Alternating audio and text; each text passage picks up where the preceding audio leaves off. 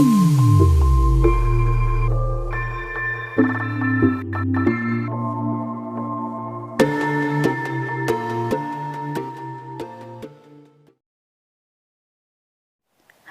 and welcome to my channel. This channel is all about reading audiobooks from Erin Hunter, or similar books. The book I'll be reading today is called Alpha's Tale, and it is a super edition within the series Survivors, written by Erin Hunter. Chapter 8. Against the low line of the mountains, a huge pale moon was rising. The grass and trees shimmered under a silver light that was strong enough to cast Wolf's shadow. Another long shadow stretched beside his, Calamity's.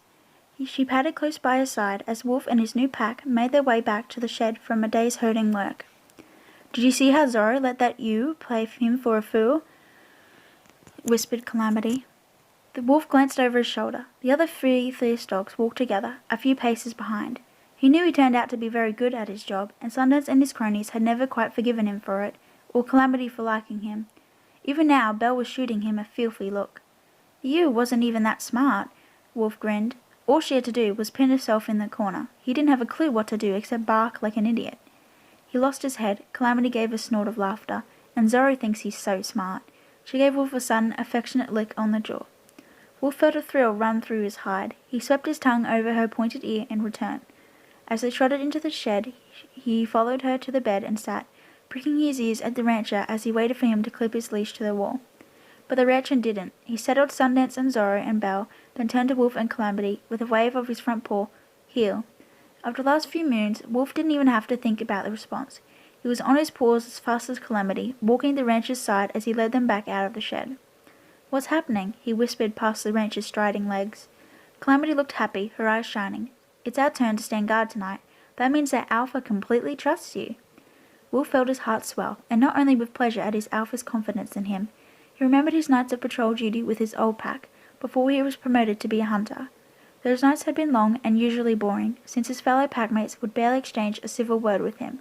He'd never had such pleasant company as Calamity. The rancher stopped, patting their heads and offering each of them a treat from the pouch before sliding off toward his home. Wolf and Calamity were about to set off along the fence when a shadow moved behind them. "Calamity," growled Sundance. She tilted her head. "Yes, Sundance?" "You're in charge." The fierce dog shot a glower at Wolf. "You're to make sure the sheep are safe, but you're also to make sure Wolf behaves himself. I don't want any mistakes." "Oh, don't worry." Calamity rolled her eyes and sighed. "I'll keep a very close eye on him." She grinned at Wolf and let her tongue loll. Wolf felt a rumble of amusement in his throat, but he managed to repress it while Sundance fixed him with his hostile eyes. Then Calamity was trotting happily off along the fence, and with a last glare at Sundance, Wolf followed. Just as he'd expected, Calamity was a good patrol companion. Quietly they paced between the sheep pens and the farmhouse, sniffing and pricking their ears for any sign of trouble. Wolf's fur pricked with alertness, and as the sun rose higher, he kept his paws quiet and his nose sensitive to every fleeting scent. But as the time passed and he detected no threats, he began to relax. With the quiet, intent Calamity at his side, he felt as if they were a single entity, a perfect partnership. Each of them seemed to know, without speaking, when to pause and sniff, and when to move on. No enemy had a chance of getting past them. As they halted by the meadow fence, Calamity sat down and tilted her head. "It's so calm. Nothing's even moving. How about a race?" Wolf's ears came forward. "A race?" "Yes. Not scared, are you?" She squirmed through the gap between the fence and the gate. "Oh, of course you are. I'm sorry. You know I'll beat you." "Ha!" Wolf wriggled through after her. "You'll be sorry you said that." The far fence and back. She sprang into a run, taking him by surprise, and her haunches were already several paces ahead of him when he started after her.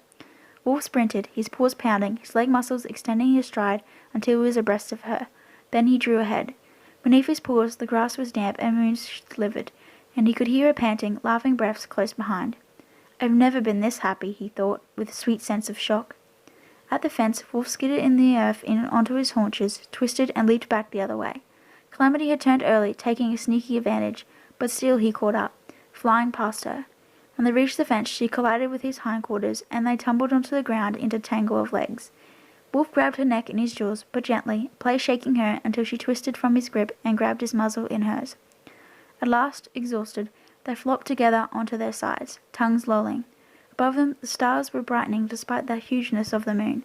Scents of pine, aspen, and sagebush drifted onto Wolf's nostrils, but he felt no urge to run to the hills. He wanted to stay right here. Calamity, he said, and hesitated. What? He licked his chops, getting his breath back. And not just because of the race, he realized. I don't really know how to say this, but... Give it a try. She twisted her head to stare at him. It came out in a rush. I've never liked any wolf or dog as much as I like you. For a moment she was silent, and he thought his heart had stopped beating in his chest. I feel that way too, she murmured at last. A rush of relief and happiness swept through his hide. Oh, good. Wolf, do you still think about running away? Her eyes were dark and steady on his. He cocked an ear toward the hills and sighed. Yes, he admitted.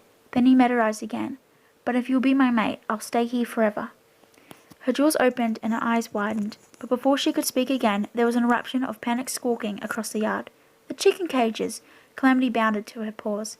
Wolf sprang up and ran. Sure enough, the racket was coming from the wire cages where the fat chickens roosted, and there was a tang in his nostrils that he remembered from his wild days. Not wolf, not fox. His lips peeled back from his teeth. Coyote! You take the yard side, he growled, and Calamity peeled away, running around the fire fencing.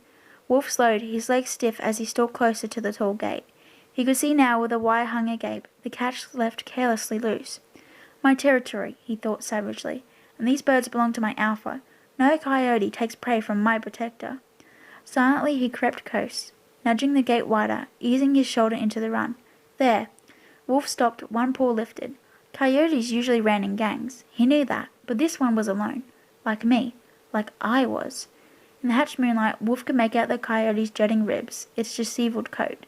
As it moved stealthily toward the frantically clucking chickens, it lurched oddly, and Wolf realized it was only using 3 of its skinny legs. He moved along the inside of the cage, watching it, stunned by pity. Wild thing, exiled from its pack, alone and hungry. The coyote lunged, snatching a red hen. His eyes widened as it caught sight of Wolf and darted past him, a flash of pale, scraggy fur, and shot through the open gate. No! Wolf twisted and raced after it, but he could already hear the pounding paws of the other fierce dogs. They were running across the yard, cutting off the coyote as it fled in panic, the chicken hampering it. Sundance reached it first, pouncing and slamming the smaller creature to the ground. The coyote rolled and tumbled, dropping the chicken. But by that time Zoro and Belle were on it as well. Teeth snapped and claws flashed, and when the panting, fierce dogs at last drew back, the coyote was nothing but a bloody scrap, limp and tattered in the mud. The chicken was a lifeless heap of rumpled feathers beside it. Sundance tipped back his head and raised the alarm, sharp, deep bark so Wolf knew would summon the rancher. His hide and his spine chilled. What have I done? Or what have I failed to do? As the rancher came hurrying from the house, a beam of light bouncing in his paw, Sundance spun on his haunches and loosed a ferocious, snarling howl right in Wolf's face. Wolf could do nothing but stand rigid, his fur prickling. Even Calamity, paddling misery to his side, couldn't reassure him. This was my fault. I hesitated too long, showed too much pity. Now they'll separate us. The rancher will chain me up again. He backed closer to Calamity as Sundance, Zoro, and Belle surrounded them both. His hackles rose, but he knew there was no point attacking his packmates. He couldn't fight 3 of them. And Calamity? What about her? The 2 of them stood trembling together. Wolf could feel the quivering of her hide. Zoro and Belle lowered their forequarters and snarled as Sundance took another pace forward. You've let the pack down. You've let down our alpha. You've failed, both of you. Sundance, Wolf began. It was my... Be silent. You can't be trusted. Sundance's vicious head swerved to Calamity. Neither of you. She crouched, trying to lower her pointed ears. I'm sorry, Sundance. You will be. You failed in your most solemn duty. You will both be punished.